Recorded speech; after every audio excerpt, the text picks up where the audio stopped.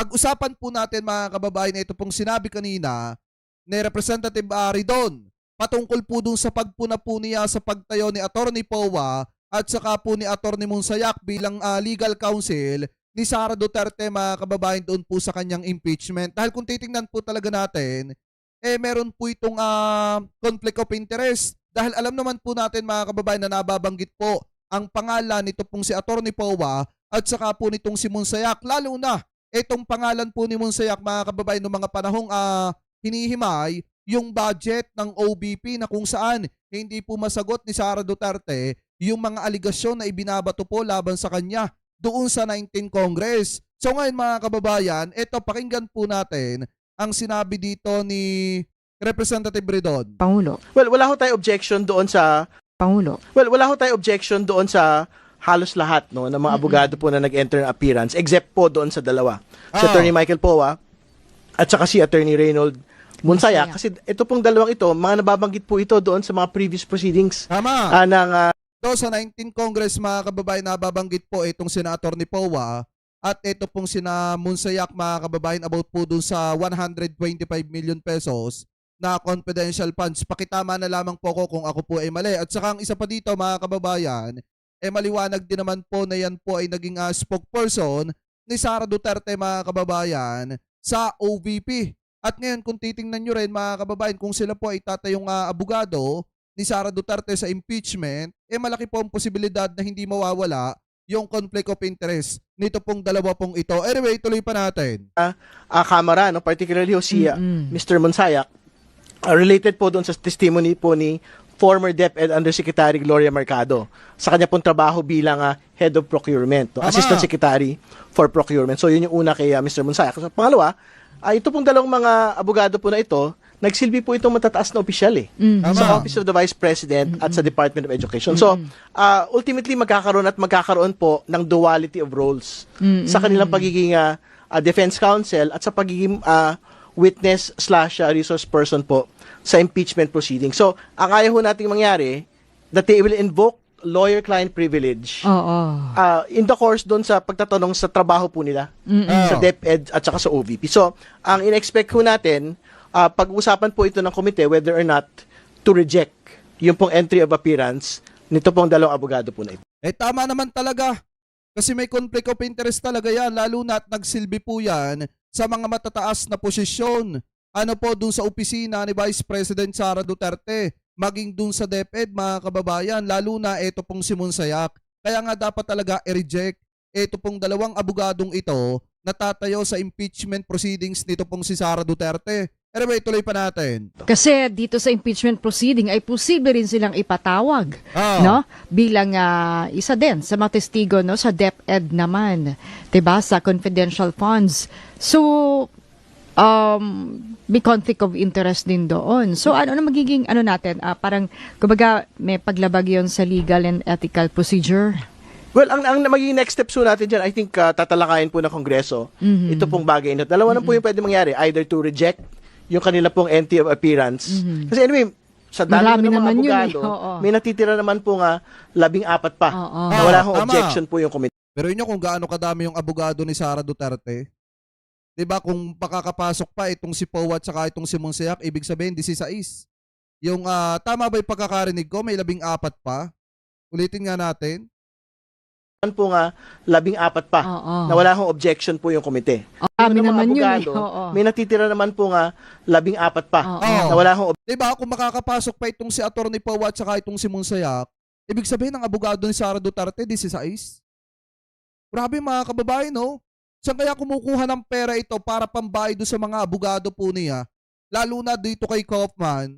Diba sobrang dami nilang pera. Kaya hindi na rin talaga mga kababayan nakakapagtaka kung bakit ayaw pumayag ni Sara Duterte na silipin yung kanyang salin. Objection po yung komite. No, so, pwede hong mangyari na there might be a motion to reject their entry of appearance. Or secondly, pwede ho silang payagan. Pero with that clarification na, pag ang pinag-uusapan ho ng komite ay patungkol doon sa mga trabaho nila habang OVP at DepEd, kailangan nila sagutin yun. Well, wala ho tayong objection doon sa halos lahat no ng mga abogado po na nag-enter ng appearance except po doon sa dalawa. Si Attorney Michael Powa at saka si Attorney Reynold Munsaya. Kasi ito pong dalawang ito, mga nababanggit po ito doon sa mga previous proceedings ng Ayan mga kababayan umulit na pala, sorry. So ngayon, kung mapapansin po ninyo mga kababayan, kahit pala mawala itong si Atty. Powa at saka itong si Monsayak, meron pa naman po pala si Sara Duterte na 14 na tatayong abogado doon po sa kanyang impeachment proceeding. Ganun po kadami ang abogado ni Vice President Sara Duterte at napakaraming pera po nito mga kababayan para bayaran yung mga abogado po niyang hawak na yon. Kaya hindi na rin nakakapagtaka mga kababayan kung bakit ito pong si Vice President Sara Duterte ay umaalma. Kasi sabi po dito sa nakita nating balita, umalma daw po itong si Vice President Sara Duterte patungkol daw po dun sa pagsilip sa kanyang SALN at saka daw po sa mga bank records daw po niya. Kasi sabi po dito, VP Sara Duterte tutol na ipasabina ang kanyang SALN at bank records. Bakit kaya mga kababayan ito? Pakinggan po natin. At bank records, pati na rin sa hiling na ilipat sa kustodiya ng Kamara ang umano'y bagman na si Ramil Madriaga. Nangunguna sa balita si News 5 House Correspondent Grabe, no? Marian Enriquez. Yes, Jiggy, tinawag nga ni Vice President Sara Duterte na isa na namang fishing expedition ang ginagawa ng ilang kongresista at humiling na ipasabina ang kanyang Statement of Assets, Liabilities, and Net Worth o SALN at kanyang bank records. Patunay lang Alam niyo mga kababayan, sabi ko nga sa inyo, eto uulitin ko na naman kahit bingin-bingin na kayo sa paulit-ulit kong sinasabi na wala akong pakialam sa kung ano yung kahihinatnan ng impeachment ni Sara Duterte, kung ma-impeach siya or hindi mga kababayan. Isa lang yung gusto kong makita talaga dyan, yung bank account ni Vice President Sara Duterte at yung kanyang SALN. Yun lang mga kababayan. Kasi pagka nakita talaga na malalaking pera yung pumapasok doon, alam nyo na kung saan galing yun. At doon pa lang mga kababayan, sira na po ang kanyang credibility. Kahit pasabihin na manalo siya sa kanyang impeachment dahil nga marami siyang kaalyado sa Senado mga kababayan, may mga kaalyado siya doon. So ngayon, ang mahalaga lang naman sa atin, masilip natin, makita natin yung kanyang bank accounts at yung kanyang SALN. Doon pa lang magkakaalaman na kung talagang corrupt siya or hindi. daw ito na walang sapat na ebidensya ang impeachment laban sa kanya. Dagdag pa nga ni VP Sara nakababahala yung hiling na ilipat sa Kamara yung kustodiya kay Ramil Madriaga. Ayon sa vice, special treatment daw ito dahil may kinaharap pang kaso. Bakit? Natatakot ka ba, Vice President Sara Duterte, na kumanta pa ng kumanta itong si Madriaga? Kasi mga kababayan, masyadong kabadong-kabado itong si Vice President Sara Duterte dito po kay Madriaga. Bakit? Dahil totoo ba ang sinasabi ni Pebbles Cunanan at saka po nitong si Madriaga about sa mga kalokohan na pinaggagawa mo, Vice President Sara Duterte, at yung pag-uutos mo ng pagdideliver ng pera dito po kay Madriaga, kaya natatakot ka na ilipat sa Kamara yung kustodiya dito po kay Madriaga. Anyway, tuloy pa natin. Kasong kidnapping si Madriaga. Si Madriaga nga po yung nagpakilalang naging bagman umano ni VP Sara. Sagot naman ni Akbayan Party List Representative Shell Jokno na siyang humiling sa House Justice Committee na nirirespeto nga niya yung pahayag ng bise. May pagkakataon naman daw yung bise na pabulaanan ang mga paratang sa kanya. Tingin naman ni ML Party List Representative Leila De Lima tila kabado si VP Sara at nililihis ang usapin sa halip na sagutin ang mga aligasyon laban sa kanya. Ganito rin po yung tingin ni House Committee on Good Government and Public Accountability Chairman Joel Chua. Mukhang takot daw ang bise sa mga nalalaman ni Madriaga. Samantala, muling magpupulong nga yung House Justice Committee sa March 18 at ayon po. Yun talaga yung katotohanan dyan mga kababayan. Takot na si Vice President Sara Duterte na mabisto lahat ng mga kalokohan niya na nalalaman nito pong si Madriaga. Lalo na mga kababayan yung lalo na yung pagdi-deliver ng pera. Yun yung matindi. Diba? Dahil alam na alam ni Madriaga kung saan pinagdadadala yung mga pera na iniutos sa kanya ni Vice President Sara Duterte para i-deliver kung kani-kanino na mga kaalyado po niya. At ang isa pa dyan mga kababayan na kinatatakutan ni Vice President Sara Duterte ay ang malaman ng taong bayan kung gaano ba kalaki ang iniyaman po niya mga kababayan at kung gaano kalaki ang laman ng kanyang bank accounts. Kaya ayaw niya ipakita yung kanyang bank records. Yun po yung isa sa pinaka-exciting part nitong impeachment na ito Kasi wala na tayong pakialam kung ano man yung aligasyon na iba. Ang sa atin lang mga kababayan, makita lang natin yung bank account, SALN. Yun na ang Tatapos dito po kay Vice President Sara Duterte pagka napatunayan na tumanggap talaga siya ng pera sa mga pogo operator at saka po sa mga drug lord. Anyway, tuloy pa natin. Kay Committee Chairman Jervy Luistro ay yung hiling nga po ni Congressman Jokno yung kanilang pag-uusapan, at pag-amin niya may agam-agam siya sa paglipat nga ng kustodiya ni Madriaga. Pakinggan po natin Ay, shoutout kay Karuba TV. Pakisubscribe po yan. Kasamahan po natin yan. itong pahayag ni Congresswoman Luistro. If there's a request to transfer his custody from BJMP to the House of Representatives, we cannot act motu proprio. Hindi kami pwedeng umaksyon on our own. We need Tama. to seek the conformity of the court by way of an order issued by the same court. Jiggy, sa Lunes nga March 16 na yung deadline ng komite kay VP Sara para sagutin nga po yung mga alegasyon. At kung hindi magpapasa ng tugon ng bise, mas mapapaaga pa ang paggulong ng pagdinig sa impeachment. Yan po muna ang latest sa Kamara. Balik sa'yo, Jiggy. Yan ang O, di ba? Kita nyo mga kababayan, di na rin nakakapagtaka na talagang etong si Sara Duterte, takot na lalo na dito sa issue ng kanyang bagman. Kasi ako, naniniwala ako sa sinasabi ni Representative Joel Chua na talagang takot na ito pong si Vice President Sara Duterte sa mga ibubunyag po nitong si Madriaga. Ito, pakinggan pa natin ito mga kababayan. Walang sapat na basihan at pilit lang. Ito ang muling pagdepensa ni VP Sara sa hakbang ng Kamara na kumalap ng karagdagang ebidensya sa mga impeachment complaints laban sa kanya. Pero para sa ilang mambabatas, wala raw dapat ikatakot ang pangalawang Pangulo kung wala naman siyang tinatago. Yan ang agenda report ni Joan Manalo.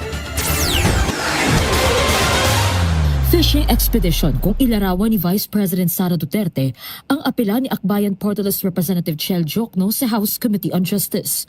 Hiniling kasi ni Diokno ang agarang pagkuha ng kopya ng mga dokumentong makatutulong sa komite para suriin ang mga ebidensya sa impeachment at malaman kung may sapat bang batayan para rito. Giit ng bise, pinapatunayan lang na naturang apela na walang sapat na batayan ang impeachment complaints. Anya, sapat na dapat ang mga ebidensya noong idineklarang sufficient in substance ng Justice Committee ang dalawang reklamo laban sa kanya. Kaya hindi na raw dapat magsagawa pa ng paghahanap ng ebidensya. Pero para kay Manila 3rd District Representative Joel Chua na miyembro ng Justice Committee, hindi fishing expedition ang apela ni Diokno. So hindi ibig sabihin nun na walang ebidensya taliwas sa sinasabi ng ating Vice Presidente. At para magbigay linaw lamang po, maliwanag naman na mukhang hindi siya masyadong familiar doon sa determination ng substance, no, sufficiency in substance. Maliwanag naman po sa aming rules na sa determination ng sufficiency in substance, ang tamang titignan mo lamang ay yung recital of facts of the offense charge. At kung may pinapatunayan man daw ang pahayag ng VP, ito ay takot siya sa mga nalalaman ng dati umano niyang bagman na si Ramil Madriaga. Yun na yun. Kasi mga kababayan talagang nakaapekto ng malaki kay Sara Duterte yung sworn statement mga kababayan or yung sworn affidavit nito pong si Ramil Madriaga nung unang beses na lumabas po ito mga kababayan, lalo na nung ibinulgar ni Pebbles Cunanan yung pagdalaw ni Sara Duterte ng hating gabi dito po kay Madriaga. So alam nyo mga kababayan, kung iisipin po nating mabuti doon pa lang medyo apektado na ito pong si Vice President Sara Duterte. At talagang tinamaan siya ng matindi doon. Ngayon mga kababayan, nagagamitin itong si Ramil Madriaga bilang testigo laban po dito kay Sara Duterte para ma-impeach po ito. Talagang aminin man nila or hindi, itanggi man ng mga supporter ni Sara Duterte or hindi, especially yung mga kaalyado ni Sara, talagang nanganganib. Ito pong si Sara Duterte na ma-impeach po talaga yan. Lalo na kapag ibinulgar ni Ramil Madriaga lahat-lahat ng nalalaman niya pamula nung siya ay naging tauhan nito pong si Sara Duterte. Kasi maliwanag mga kababayan yung effort ni Sara Duterte dito po kay Ramil Madriaga. Na talagang kung makikita nyo, binabati pa ng happy birthday, gumagawa pa ng placard mga kababayan or ng greeting cards para batiin po itong si Ramil Madriaga. Ibig sabihin, sobrang importante ni Ramil Madriaga kay Sara Duterte. At yun mga kababayan ay isang patunay na talagang lahat ng inuutos ni Sara Duterte ay nagagawa ng maayos ni Ramil Madriaga. Kaya nga mga kababayan, kung makikita nyo, medyo pumapalag-palag na si Sara Duterte dito po sa mga sinasabi ng paglipat sa Kamara dito po kay Madriaga. Kasi nga, natatakot si Sara mga kababayan na once na magsalita pa itong si Ramil Madriaga, ay katapusan na po ng kanyang political career. Anyway, tuloy pa natin. Natatayong testigo laban sa kanya. Kung wala naman po siyang kinatatakutan, so hahayaan niya. Nang sa ganon, ang statement po ni Madriaga ay kanilang mapabulaan pagdating na sa trial, Tama. kung saan mako-cross-examine yung testigo. Sa amin naman po kasi, kaya kinakailangan na ito ay iharap muna sa amin sa hearing para siyempre malaman namin kung pinatotohanan niya yung kanyang salaysay dun sa sinumpaang salaysay niya, kung siya ba ay pinwersa, kusang loob ba niya itong ginawa. Nirerespeto naman ni Diokno ang opinyon ni VP Sara tungkol sa impeachment proceedings. Pero mananatili raw ang kanyang apela sa komite na makatutulong sa pagsusuri ng mga ebidensya laban sa bise. May pagkakataon din naman daw ang bise na pabulaanan ang mga alegasyon laban sa kanya. Para sa agenda, Joan Manalo, Billionaire News Channel. Ayan mga kababayan maliwanag na kaya nagkakaganyan po si Vice President Sara Duterte. Nararamdaman niya mga kababayan na kahit gaano karami yung kinuha niyang abogado, pag naglabas ng mga ebidensya at nagsalita itong si Ramil Madriaga, yun na po talaga yung katapusan ng kanyang political career. Yun po yung isa sa kinatatakot ni Vice President Sara Duterte. At ang isa pa dyan, mga kababayan, kung mapapansin po ninyo, yung pagsabina doon po sa kanyang mga bank records at doon po sa kanyang salin. Yan din yung isa sa pinoproblema ni Sara Duterte dahil takot siyang malaman ng taong bayan kung gaano po siya kakurap. Anyway, kung kayo po ang tatanungin, mga kababayan, ano po masasabi nyo? Hingil po dito sa pag-alma daw ni Vice President Sara Duterte na isabina yung kanyang salin at saka daw po yung kanyang bank records. At yung pag-alma din daw ni Sara Duterte na ilipat yung kustodiya kay Ramil Madriaga sa Kamara. So comment below na lamang po mga kababayan kung ano po masasabi nyo. Hingil po dyan sa inyong palagay mga kababayan. Bistado ba? Or kinakabahan ba?